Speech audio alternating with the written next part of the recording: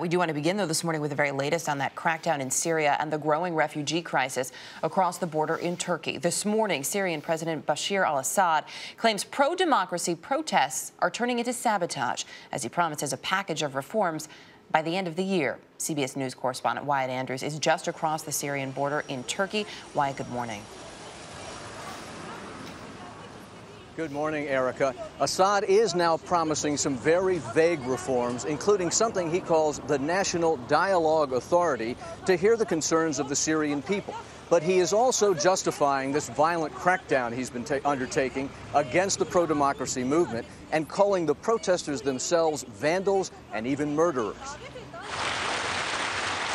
In parts of his speech, Assad conceded that his government is too corrupt and not very responsive, but it's clear he plans to cling to power. He even hinted the reform movement would go nowhere unless the mass demonstrations stop.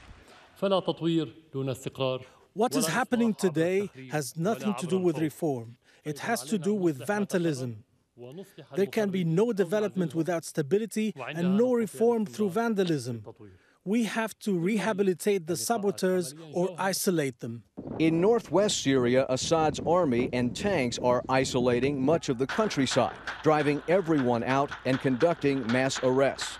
Here in the town of Badama, those who managed to avoid detention were being shot as they ran away. They shot at everyone they saw. They targeted schools. We ran away from them. They shot at people fleeing towards the mountains. Except for this National Dialogue Authority, not much in Assad's speech was new. But he is also, and in perhaps what is the oddest part of his speech, he's promising that the army, the Syrian army, will protect the 20,000 refugees he has created when those refugees tell us they are certain they'll be killed if they go home. Yeah. Erica? Talk about two different sides of a coin there. CBS's Wyatt Andrews this morning. Wyatt, thanks.